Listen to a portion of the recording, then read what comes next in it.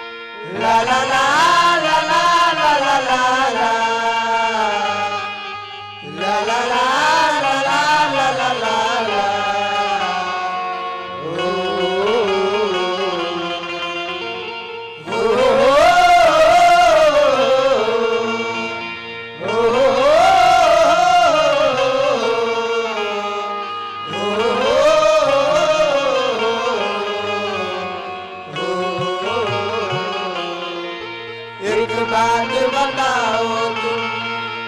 यादों में मरते हो क्या तुम हमसे अति मोहब्बत करते हो एक बात बताओ तुम यादों में मरते हो क्या तुम हमसे अति मोहब्बत करते हो तुम जिनके हो अभी उनके बारे में बताना क्या आता है उनको तुम्हें चुप कराना जमीनें रो रो के समंदर भर दिए क्या तुम भी रो रो के नदियां भरते हो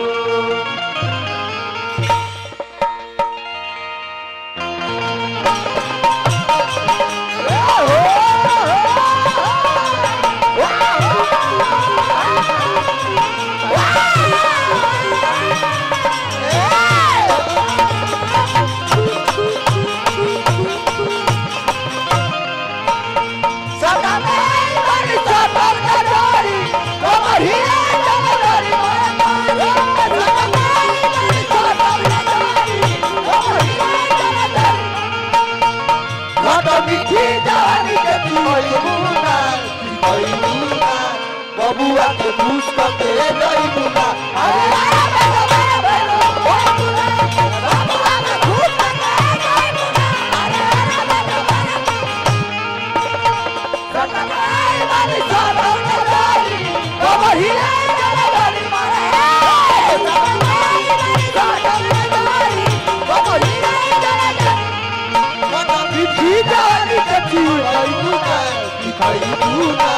बबुआ के पूछ के गई बुला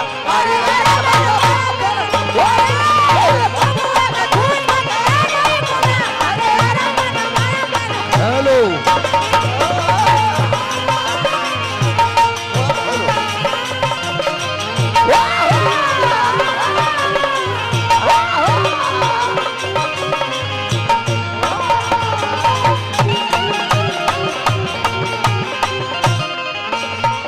खोदी जौन करो पहिया में जौन धरो तेरा से दूर रहो हवा न बोलो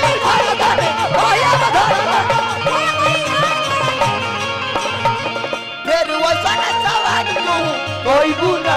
रे कोई बुना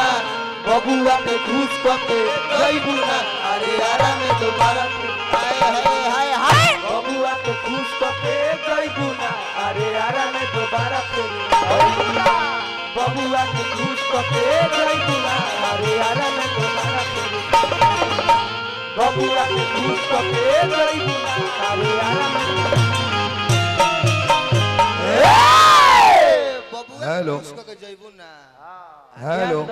आरा में दोबारा फिर आइबू ना हेलो ये तेरी बात मनोज मैं नवा बड़ी हलुक लगाता भैया हेलो हेलो मनोज के खिसिवाओ लो मोर हेलो हेलो नया बाजे के चाहिए इहो बाबा पर भी जेते हमें किसी हाँ फास्ट फास्ट मारो